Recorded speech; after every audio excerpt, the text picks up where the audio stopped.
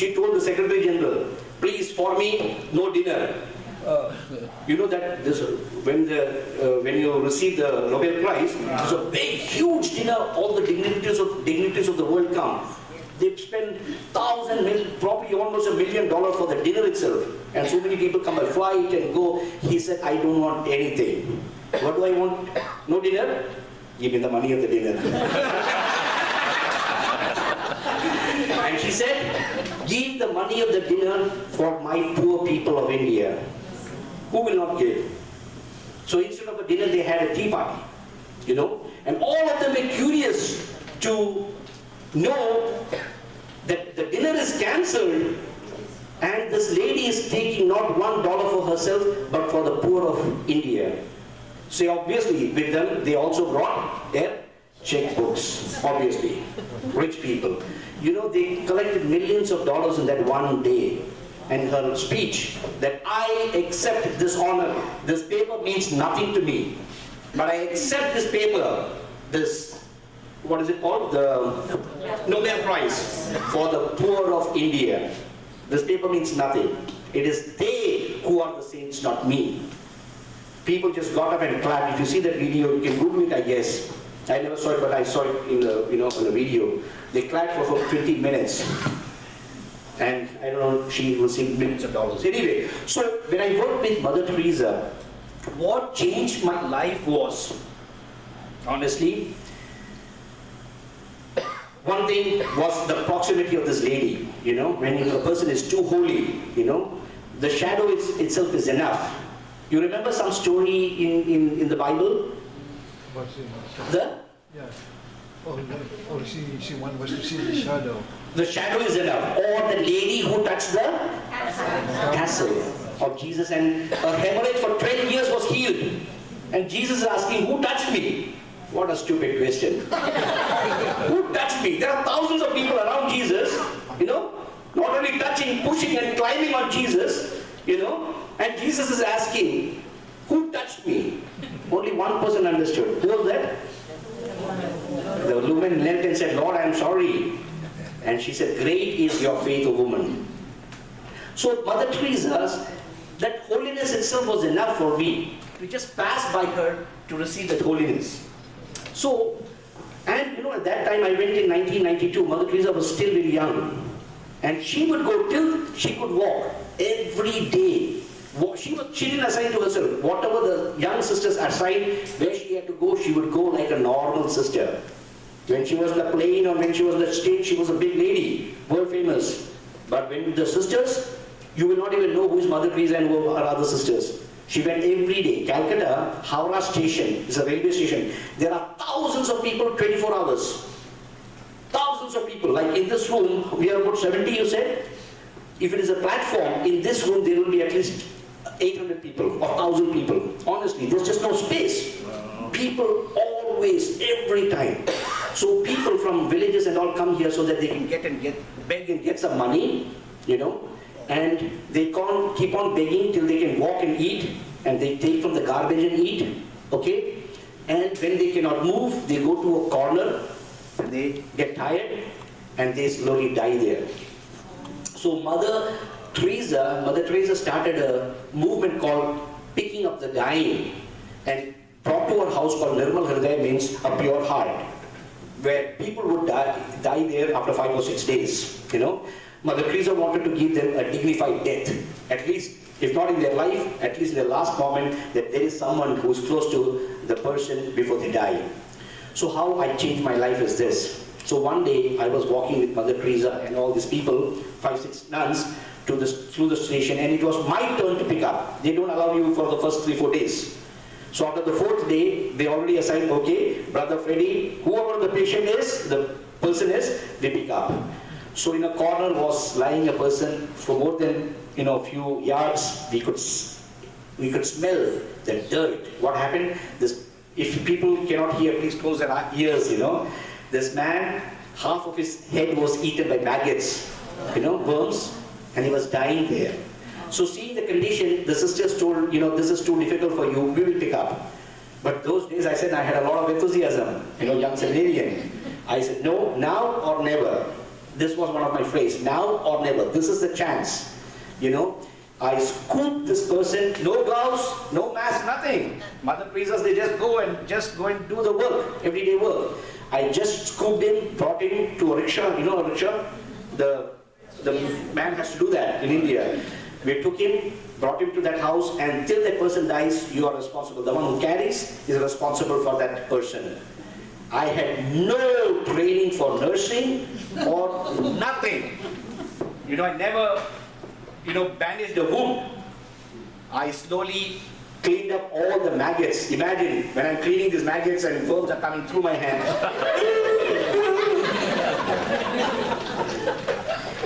That scene went into my soul, into my heart, into my being. I can never forget. An unforgettable day that I had. Cleaned up, shaved his head, whatever hair he had, and put Dettol and other antiseptic. There were some who came to help me later when they came to know that I did not have any expert hands. And after the 4th day or the 5th day, this man died.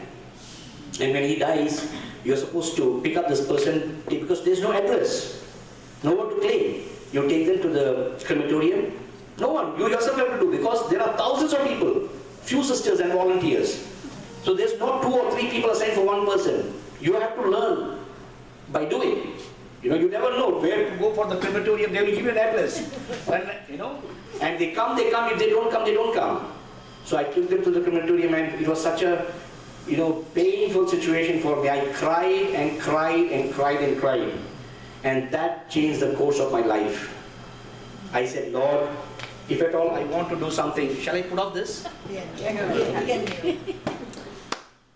If at all I want to do something, I will do something for these people. It changed the course of my life. When I became a priest, after 3 years, in 1994, my bishop appointed me as the vice principal of St. Edward's School in Shimla. Shimla is the capital of the Himalayas.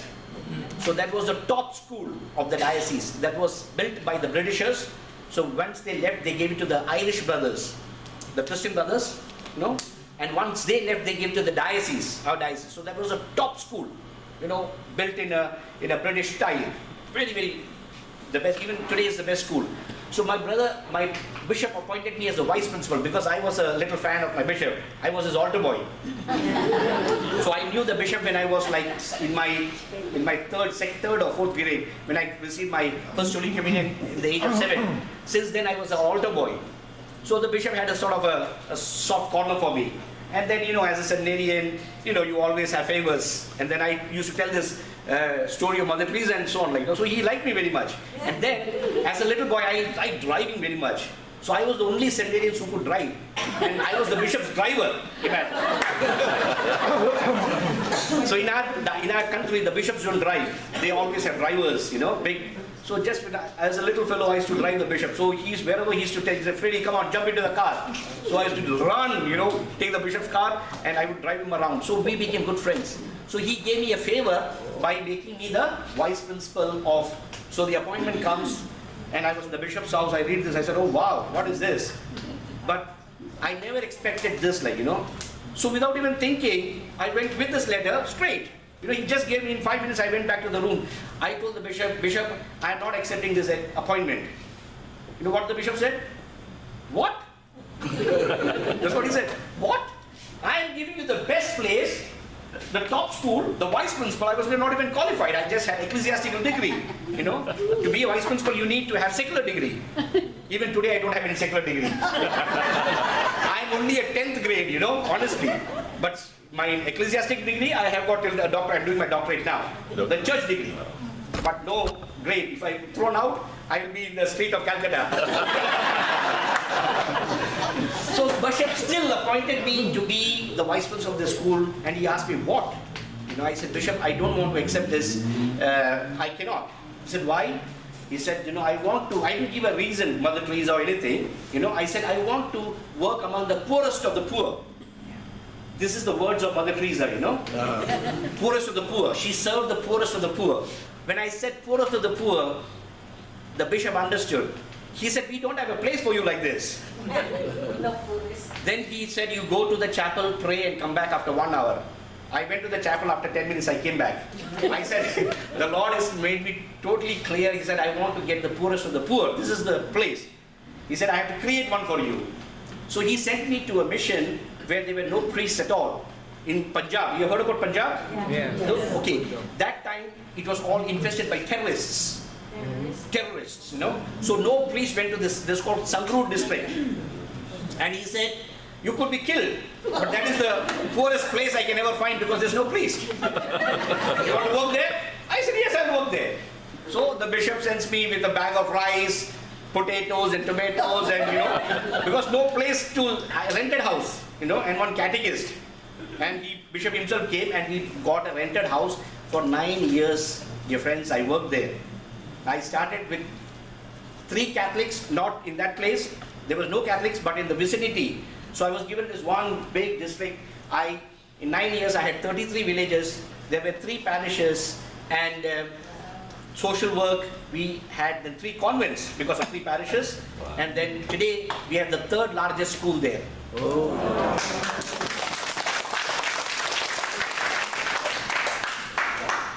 So I thought, to be a saint is to give up.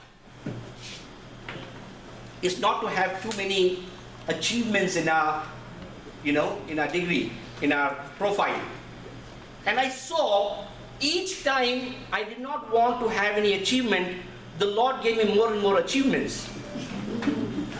9 years I worked there, and the bishop in between, after 3 years, my bishop told himself, I did not do anything. I was in charge of the biblical ministry. I was very, very interested in the Bible from my, you know. So I started in the village, people who had knew nothing about the Bible. I started teaching the Bible and all that. The bishop made me the director of the diocese.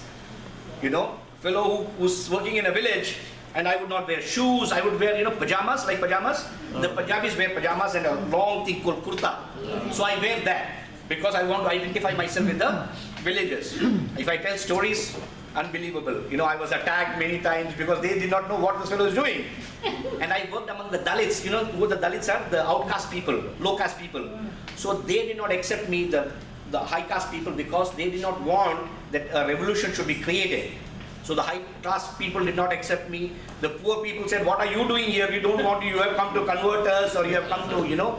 So there were a lot of problems. But it took 9 years for them to slowly accept me, you know, and we created this scenario, what we said. So, my dear friends, after 3 years, the bishop told me to go to Rome for 6 months, where I met John Paul II.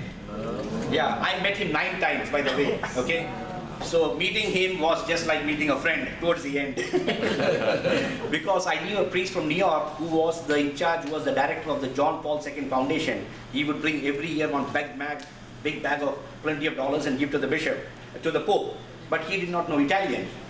So he got me because I know very good Italian. So I went to there, because till you reach the Pope, there are so many people you have to go through. So he used to take me because I knew Italian. He would speak to me in English, translate. So I used to go and once I had breakfast with the Pope and concentrate in Mass. So what I'm trying to say, I am a man of that little village. Good for nothing, poorest of the poor. But here I get an opportunity to meet the Pope. What I don't want, you know, the Lord automatically gave. When I went first time to the Pope, please don't make the inquiry, my VG, he said, I am a priest for 28 years. I have not gone to Rome, and you are a priest for 3 years. You're going to Rome? You will not go to Rome. Honestly, I got the letter as a proof, the VG said. So I innocently took this letter to the bishop, who was, you know, a good man. He said, don't worry, whoever writes, I am sending you, go. And I went, you know. So God works in marvelous and wonderful ways. The more you want to go down, the greater He brings you up. This was one of my great witnesses I want to give you, and that is what I think an invitation to be a saint. You know, Philippians chapter 2. Philippians chapter 2, you know what is it? What is it? Filipinos chapter 2. Paul's letter to the Filipinos, correct. Okay, what is it? Philippians chapter 2? Yeah? What is it?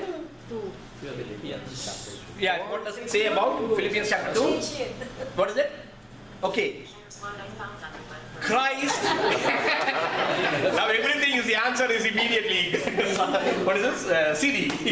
What does CD say? CD says, Philippians chapter 2 is, Christ, though he was God, he did not consider himself to be divine, but what he became? He humbled himself and became a human being first. Now you see my hand. Though he was God, he did not consider himself God, but humbled himself and became a man. Take Christmas, right? Incarnation, humility. And not even man, he became a slave, right? Became a slave. And Paul says, not even a slave. What happens? He said he died a death of a criminal. There you go. He died the death of a criminal on a cross. That was the most shameful thing that could ever happen. You heard this word shameful? Who likes to be shamed? If I catch my sister here and tell hundreds of things and say you are this and you are that, how will she feel? You like to be done? No? Jesus, can you imagine India, people spit, on the floor, on the stations and people spit. I get so annoyed. Though I'm an Indian, I'm in India, even when I was in India, not because I go from America, even when I was there, when people spit on the ground, I feel very offended. I say that's one of the most offensive things. What did people do to Jesus? Spat on the face. I can't just think about that being ashamed. The humiliation there. Think of other things, not a problem, but I cannot accept this fact. They hit him, put a crown of thorns, stripped us of his garment. It's still understandable. But spitting on the face, I thought that was the most shameful thing that anyone could do. And right on the cross, what did Jesus say? Father, forgive them. For they don't know. How can they not know? What an idea. They are killing him and said, Jesus says he does not know. So that is what Paul says, that is the humility that he went down. To die the death of a criminal, the most shameful thing. Paul says that I preach Christ crucified. It is foolishness to the Greeks and a shame to the Jews. Do you know that? Paul says this. I preach Christ. You ask me where it is, I don't know. You can ask Google. I'm not a Protestant pastor. Protestant would immediately say that I know a few things here and there. Though I'm a Bible teacher, I do not memorize where it is and so on. But I know, Paul says, I preach Christ crucified because this cross is a foolishness to the Greeks and a shame to the Jews. Why shame? Because Jews thought that he was a Messiah. What a shame! You are a Messiah and you are dying the death of a criminal. See, that's the thing. Dying, okay, but dying the death of a criminal. I am a priest and I'm doing the most scandalous thing. Is it a shameful thing? Yeah. You see, that is the thing. If the same thing is done by a lay person, may not be that shameful, but if I do, it's shameful because I am a priest. Because Jews had such great expectation, a savior of the world, Messiah of the world. And what? You are a criminal? Everybody knew that only a criminal could be crucified. And the Greeks, they were the most intelligent people. That's why he said, foolishness to the Greeks. Foolishness. What a fool he is. Because they are intelligent people. And here they are spiritual people. So shame for the spiritual people and foolishness to the people who are wise, intelligent. And Paul says, I preach to you, I bring to you that Christ crucified. And what's Christ crucified? That is the humility that he went. God, he became man, already being humble. Incarnation, Christmas, we all celebrate, joy to the world. Jingle bells and we are dancing and so on. That is the most painful, feast day actually. If you see the reality, everything about the cross, what happened on Calvary, happens in Bethlehem. Do you realize that? Just a little baby, not even born, and they are killing. How many people were killed? Babies were killed because of one child. Yes. Because of me, if she gets a punishment, how will you feel? I am supposed to be punished, okay? And she is punished instead. I escape. How will you feel? It's not me, it's father. It's father. Beat him, not me. You will say that, no? Beat him. I did the crime. So because of Jesus, so many people were killed. That itself is such a painful thing. Imagine a baby, to be taken to Egypt. Was it easy? On a donkey, December 29th, 25th. Cold, night, escape, fear, darkness.